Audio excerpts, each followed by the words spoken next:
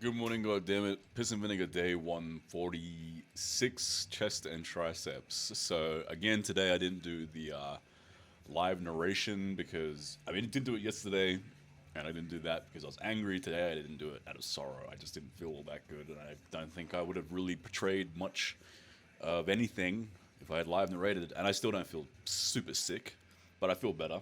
I always feel better after I work out, and I very seldom feel bad, actually, funnily enough. So, sometimes you're just going to feel bad. And, the reasons I'm feeling bad is what I'll say is, you know, what do I say? When it comes to mates in life, loyalty is so important. Like, numero uno, you have to be loyal. And this is not necessarily why I'm sad as a loyalty thing or anything. It's just something I've kind of come to a conclusion over this sorrowful experience is you have to be 100% loyal to people, or else you may as well just not be in their lives at all. What's the point of having a friend if you're not ride or die, or a girlfriend, or a family member, or whatever it is, if you're not 100% loyal? And if you don't think they're 100% loyal and ride or die, then by no means should you have them in your life. It's so important. It's numero uno. Someone can lie to me or hurt me or say mean shit, but at the end of the day, if they're 100% loyal, that's probably, in my mind, the most important thing. And I've seen someone not have utter loyalty to them as of recent, and it's just sparked my ideas of loyalty. And you have to be loyal to your friends. If you're not loyal to your friends, then you shouldn't be friends with them in the first place, or you should see why you're not a totally loyal person. So, loyalty numero uno. It's all you have at the end of the day. Now, what am I doing? Chest day. I think the cut's going all right. I'm maintaining certain lifts and then still gaining in other lifts. My incline dumbbell press maintained today, and that's fine. I think it's kind of hard to progress the incline dumbbell press at this point with these funky ass dumbbells. There's a lot of apprehension in my mind when I do these sets with the bands, so it might be hard to progressively overload them for a bit. But other areas are increased. My tricep extension and my flat barbell bench are still going up. So, when you're cutting, if everything's not improving, then so be it. So long as you're maintaining at the very least, maintain strength. But if you're like gaining strength in certain areas, then you're fucking killing it on that weight cut. Incline bench didn't go up, no problem.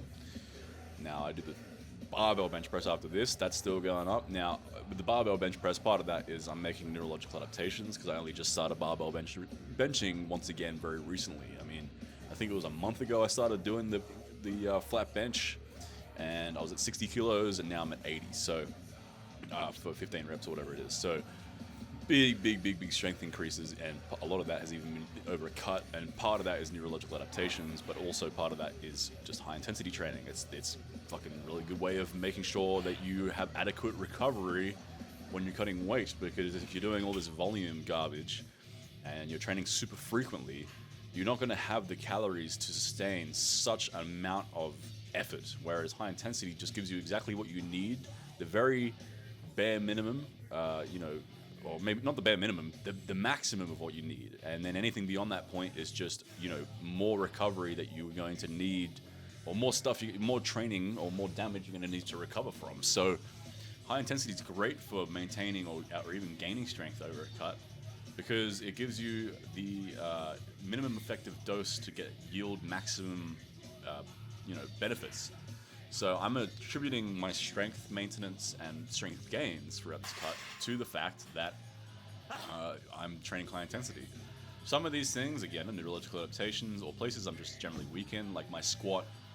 My squat's only 150 kilos for 5, which, for some that actually might be considerably impressive, but for the grand scheme of things, or compared to where I used to be with my squat, it's not super strong. So part of it is it'd be very, very difficult, say, for an elite level lifter, someone who's, at their genetic peak, to maintain strength or gain strength through a cut, even with everything optimized, including high intensity training, because they're already so adapted that their body doesn't want to maintain all those adaptations. But In my case with the squats, there's so many adaptations still to be made. I can still make them throughout a cut, but it's also the training. So it's a combination of things, like my incline dumbbell press and barbell presses and stuff like that. Like my overhead press specifically is quite advanced now. It's by all means advanced strength levels for a natural, and yet it's still progressively overloading throughout a cut. So that's just a test for the high intensity training. It's an advanced, maybe even elite. I don't really know what the standards are for overhead press for a natural, but for my weight, I think it's be at least at very high advanced, and thus it shouldn't be adapting still through a cut, and yet it is. So high intensity training is the way to go, at the very least for when you're cutting weight. If you're cutting weight right now and you're having a hard time maintaining your strength or size, switch to high intensity. See what happens. You might even get stronger. I mean, man, I've had clients where they'll come to me after other PTs and they'll be cutting weight, and they'll be like, man, I was losing a lot of strength, and why am I gaining all this muscle and strength even though I'm in a calorie deficit? And it's like, well, now you actually have a reason to adapt. You're training with a bunch of intensity versus volume. You're actually hitting what you need, but not going anything beyond that. And you're also just giving your body a reason to adapt. So there's a fine line between not enough and too much. And high intensity training, one set to failure with maybe a drop set here and there or force reps or whatever, is basically all you need. So this is not a lift. Like the tricep extension, still progressively overloading. And this is an isolation movement. Like isolation movements take forever to progressively overload. And yet this one is going up there. And by no means am I novice or beginner or anything at this movement. I mean, I'm quite strong. It's a 50 kilo extension with full hyper extended range of motion. Like most people do the half reps.